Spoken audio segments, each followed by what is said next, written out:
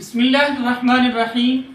Assalamu alaikum wa rahmatullahi wa barakatuh. Dear students, I am zoologist Qari Muhammad Irfan Yasin.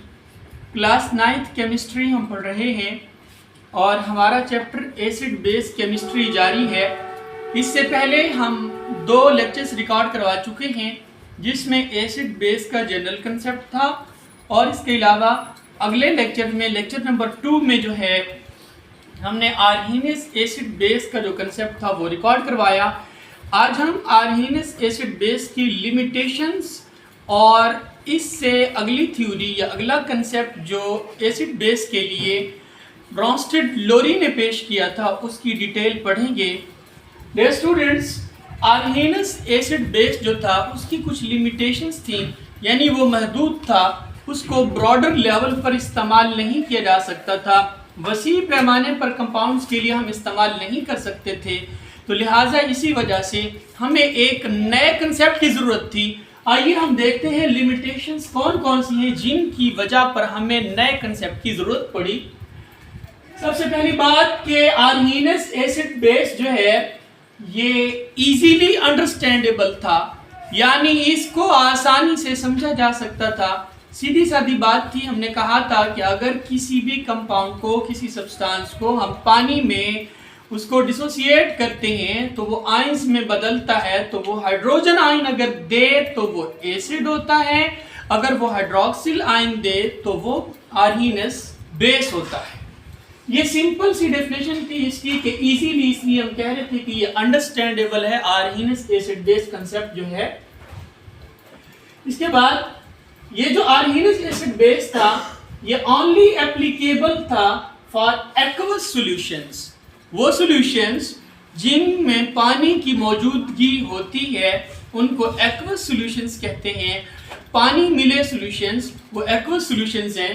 तो हमारा Arrhenius acid base सिर्फ उन्हीं solutions पर applicable था जो एक्वस सॉल्यूशंस थे। इसके बाद ये जो आर्हीनियस एसिड बेस कंसेप्ट था, no explanation about non aqueous solutions. जो नॉन एक्वस सॉल्यूशंस थे जिनके अंदर पानी की मौजूदगी नहीं थी, उन कंपाउंड्स के बारे में, उन सॉल्यूशंस के बारे में ये किसी किस्म की वजाहत नहीं देता था। फॉर एग्जांपल, हमारे पास यहाँ पर सोडियम कार्बोनेट है, पोटाशियम कार्बोनेट और NH3, ये हमारे पास अमोनिया है। इसकी रीज़न क्या है कि ये जो नॉन एक्वस सॉल्यूशंस पर हमारा आर्हीनियस एसिड बेस एप्लीकेबल क्यों नहीं था। रीज़न हम देखते हैं। पहली रीज़न बेटा ये है कि ये जो हमारे पास एग्जांपल्स मौजूद हैं इनके अंदर कंटेन नो हाइड्रोक्सिल आयंस।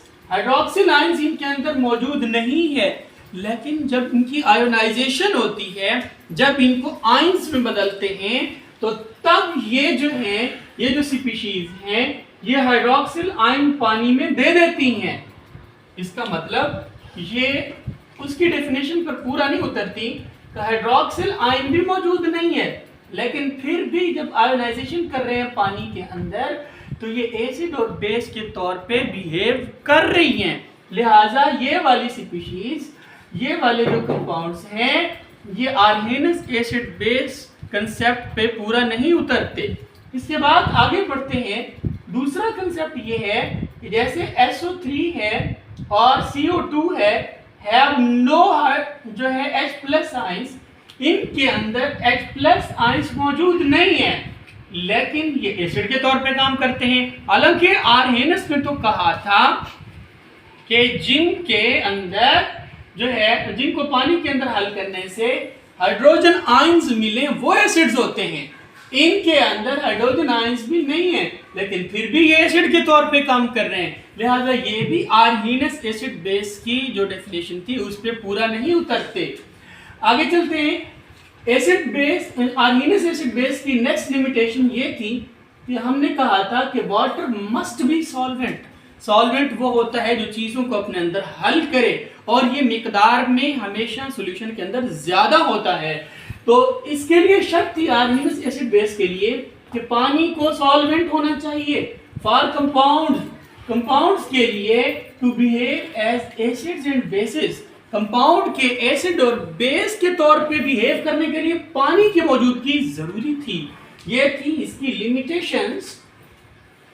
अब इन्हीं लिमिटेशंस को देखते हुए हमने नतीजा क्या निकाला भाई? नतीजा हमने ये निकाला कि कोई हमारे पास इस तरह की डेफिनेशन होनी चाहिए, कोई इस तरह की डेफिनेशन होनी चाहिए हमारे पास एसिड और बेस के लिए जो तमाम पहलुओं को कवर करे, यानी एक्वस सॉल्यूशंस को भी कवर करे, नॉन एक्वस सॉल्यूशंस को भी कवर करे, और उन जो है स्पीशीज को भी कवर करे जिनके अंदर हाइड्रोक्सिल आयन हो या ना हो, और उनको भी कवर करे जिनके अंदर जो है H+ आयंस की मौजूदगी और पानी का जो है वो आयंस में, पानी के अंदर आयंस का बदलना, ये सारी शराइत जो है मौजूद हूं या ना हूं, लेकिन उसको पूरा उतरना चाहिए। कोई ऐसी डेफिनेशन जरूरी थी जो एसिड और बेस के तमाम पहलुओं को कवर करे।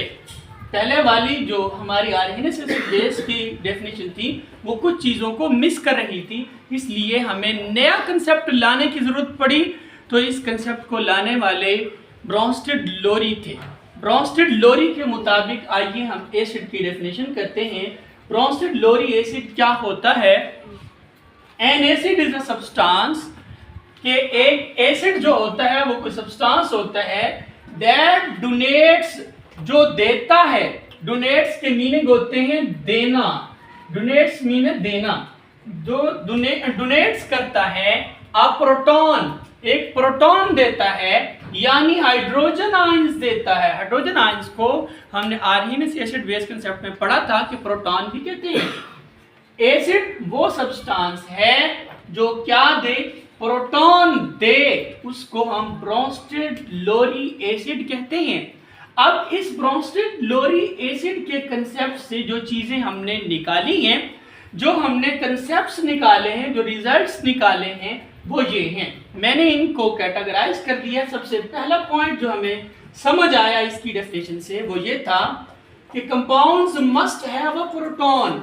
कंपाउंड्स के अंदर प्रोटॉन जरूर होना चाहिए टू डोनेट, देने के लिए, तब ही वो एसिड होंगे जब उनके अंदर प्रोटॉन होगा देने के लिए। अगर प्रोटॉन देने के लिए नहीं है तो ब्रॉन्स्टेड लोरी एसिड नहीं है। इसके बाद दूसरा पॉइंट हमने कहा था कि आर्गेनिक्स में कि पानी का होना सॉल्वेंट के तौर पे जरूरी है, लेकिन ब्रॉन्स्टेड लोरी एसिड में हम ये कह रहे हैं कि presence of water for donating proton. अब ये जो रिएक्शन होगा जब प्रोटॉन दिया जाएगा, प्रोटॉन डोनेट किया जाएगा, तो इसके लिए जो प्रेजेंस ऑफ वाटर है वो रिमूव कर दी गई, यानी पानी की मौजूदगी अब खत्म कर दी गई। पानी की मौजूदगी की अब हमें जरूरत नहीं है।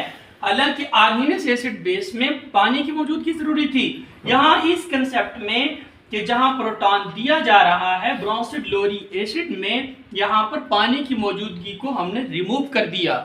आगे बढ़ते हैं। तीसरा पॉइंट हमें यह समझ आया इस एसिड की डेफिनेशन से, ब्रॉन्स्टेड लोरी एसिड की डेफिनेशन से, कि तमाम organic acids, all organic acids are thus Bronsted Lowry acids. ये ब्रॉन्स्टेड लोरी एसिड्स हैं। वाई? क्यों? वजह यह है कि हमने कहा था आर्गेनिक एसिड्स में कि वो कंपाउंड्स जो हाइड्रोजन आयंस देते हैं, तो वो पानी के अंदर जो हाइड्रोजन आयंस देते हैं वो क्या होते हैं? एसिड्स होते हैं।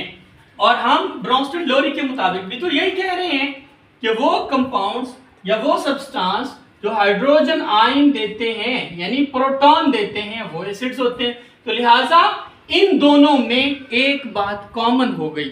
आर्गेनिक एसिड्स में और ब्रॉन्स्टेड लोरी एसिड्स में एक बात क्या होगी बेटा?